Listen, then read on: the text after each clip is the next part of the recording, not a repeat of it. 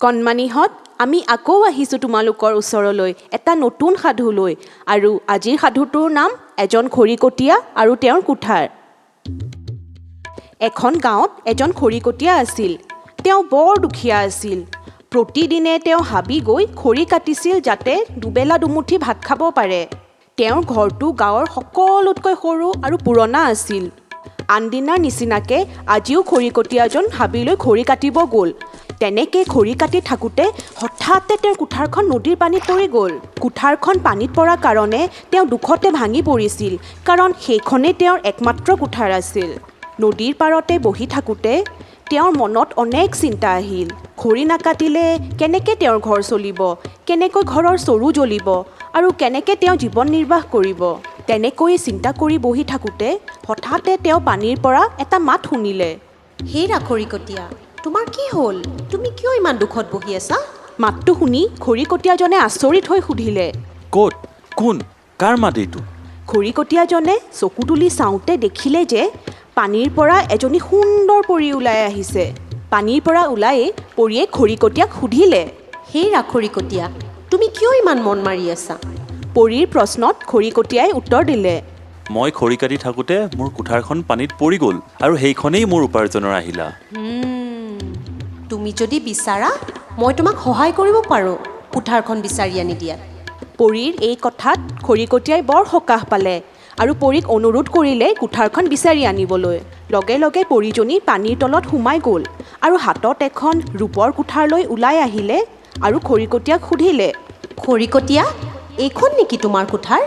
পৰীৰ হাতৰ ৰূপৰ কুঠাৰখন দেখি খৰিকটীয়াই মন কৰিলে যে সেইখন খৰিকটীয়াৰ কুঠাৰ নহয় আৰু পৰীক উত্তৰ দিলে, নহয়, এইখন মোৰ কুঠাৰ নহয়। মোক তুমি মোৰ কুঠাৰখন আনি দিয়া। ঠিক আছে, মই আকৌ বিচাৰি আহোঁ ৰখা। তেনেকেই কৈ পৰী আকৌ পানীৰ মাজত সোমাই গ'ল আৰু এইবাৰ তেওঁ হাতত এখন সোণৰ কুঠাৰ লৈ ওলাই আহিল আৰু খৰিকটীয়াক সুধিলে, খৰিকটীয়া, এইখন হয়নে বাৰু তোমাৰ কুঠাৰ? খৰিকটীয়াই সোণৰ কুঠাৰখন দেখি পৰীক ক'লে, নাই, নহয়, এইখনো মোৰ কুঠাৰ নহয়। তাকে শুনি পৰী আকৌ পানীৰ মাজত সোমাই গ'ল আৰু এইবাৰ খৰিকটীয়াৰ নিজৰ কুঠাৰখন লৈ পানীৰ পৰা ওলাই আহি খৰিকটীয়াক সুধিলে, খৰিকটীয়া, এইখন হয়নে বাৰু তোমাৰ কুঠাৰ? পৰীৰ হাতত নিজৰ কুঠাৰখন দেখি খৰিকটীয়াই বৰ সকাহ পালে আৰু পৰীক ক'লে, হয় হয়, এইখনেই মোৰ কুঠাৰ। ধন্যবাদ মোক মোৰ কুঠাৰখন আনি দিয়াৰ বাবে। খৰিকটীয়াৰ সততা দেখি পৰীয়ে বৰ ভাল পালে আৰু তেওঁক ক'লে, খৰিকটীয়া, মই তোমাৰ সততা দেখি বৰ ভাল পালোঁ। তোমাৰ সততাৰ বাবে মই তোমাক তোমাৰ কুঠাৰখনৰ লগত আন দুখনো উপহাৰ দিলোঁ। আৰু সেইবুলি কৈয়ে পৰীয়ে তিনিওখন কুঠাৰ খৰিকটীয়াক উপহাৰ হিচাপে দি দিলে আৰু পৰী পানীৰ মাজলৈ ঘূৰি গুচি গ'ল। নিজৰ কুঠাৰখনৰ লগত আৰু দুখন মূল্যৱান কুঠাৰ পাই খৰিকটীয়াই সুখী মনেৰে নিজৰ ঘৰলৈ উভতিব ধৰিলে। ঘৰলৈ উভতি গৈ থকাৰ সময়ত খৰিকটীয়াই এজন বেপাৰীক লগ পালে আৰু গোটেই কাহিনীটো ক'লে। খৰিকটীয়াৰ কথা শুনি বেপাৰীজনে মনতে এটা বুদ্ধি পাঙিলে যে তেওঁ হাবিলৈ গৈ খৰি কটাৰ চলেৰে নিজৰ কুঠাৰখন পানীত পেলাই দিব আৰু পৰীৰ পৰা নিজৰ কুঠাৰৰ বিনিময়ত সোণৰ কুঠাৰখন লৈ আহিব। নদীৰ ওচৰ পাই বেপাৰীজনে খৰি কটাৰ চলেৰে কুঠাৰখন পানীত পেলাই দিলে আৰু ভবামতে পৰীজনীও পানীৰ পৰা ওলাই আহি বেপাৰীক সুধিলে, কি হ'ল ককাই, তুমি কিয় ইমান মন মাৰি আছা?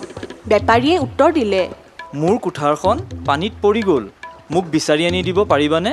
বেপাৰীৰ কথাত পৰী পানীৰ মাজলৈ সোমাই গ'ল আৰু বেপাৰীৰ কুঠাৰখন লৈ ওলাই আহি তেওঁক সুধিলে, এয়া লোৱা, মই তোমাৰ কুঠাৰখন বিচাৰি পালোঁ।